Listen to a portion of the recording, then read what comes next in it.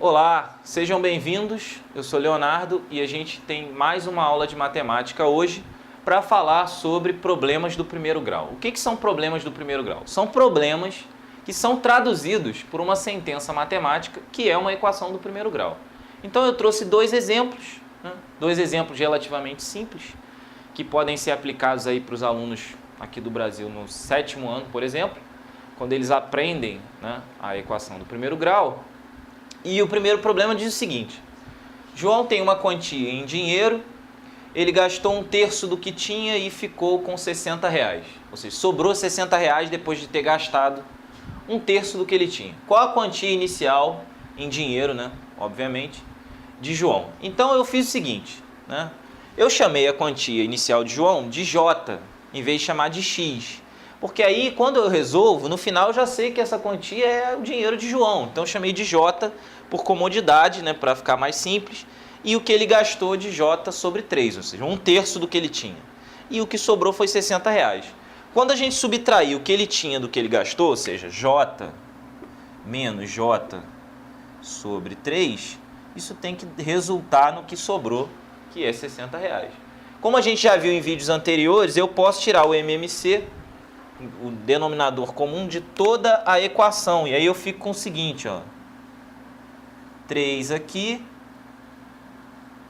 3 aqui, de um lado e do outro. 3 dividido por 1, 3 vezes J, 3J. 3 dividido por 3, 1 vezes J, J. Aqui está sobre 1, 3 dividido por 1, 3 vezes 60, 180. Então, 2J sobre 3 igual a 180 sobre 3. Como a gente já falou anteriormente, agora eu posso multiplicar por 3 aqui e aqui, simplificando esses denominadores. E agora você fica com 2J igual a 180. Agora, dividindo tudo por 2, não altera a desigualdade. J igual a 180 sobre 2, portanto, J, R$90. Então, João tinha R$90 no início. E como ele gastou 1/3, ele gastou, portanto, R$30. Ele tinha 90, gastou 30, ficou com 60. Então, muito simples, bem tranquilo. Procurem escrever, eu considero uma boa prática, colocar a letra relacionada ao problema, em vez de chamar simplesmente de X, porque isso já leva você a pensar no final que J é a quantia de João. Então, isso acaba ajudando. Um segundo problema diz o seguinte: em uma sala há homens e mulheres, em um total de 40 pessoas.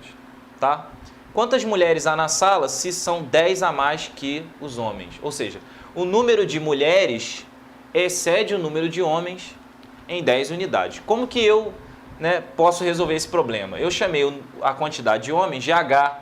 De novo aqui, uma boa prática, chamar de H e não de X, porque é a quantidade de homens. A quantidade de mulheres excede a quantidade de homens em 10. Então, é a quantidade de homens, que é H, mais 10. E o total de pessoas é de 40. Bom, se o total de pessoas é 40 e eu conheço as quantidades de homens e mulheres, basta somar agora. H mais 10 tem que me dar 40. A quantidade de homens mais a quantidade de mulheres. Então, 2H, continuando aqui, 2H mais 10 vai me dar 40, subtraindo 10 de ambos os lados, 2H igual a 40 menos 10, o que vai me dar 2H igual a 30. Mas se 2H é igual a 30, eu posso dividir ambos os lados por 2, e aí eu fico com H igual a 30 sobre 2, portanto H é igual a 15. E aí acabou o problema? Não. Por que não?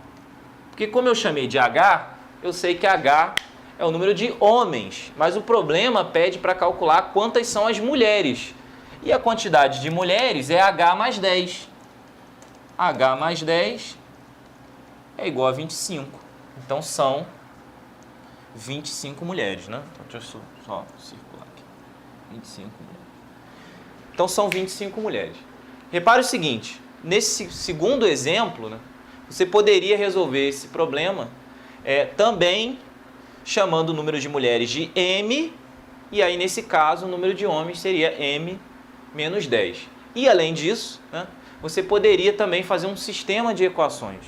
Mas como a gente está falando aqui apenas de problemas do primeiro grau e não de sistemas de equações, eu preferi resolver esse problema apenas usando uma única equação do primeiro grau para simplificar a solução. Tudo bem? Acompanhem nossos vídeos, curtam nosso canal e até mais.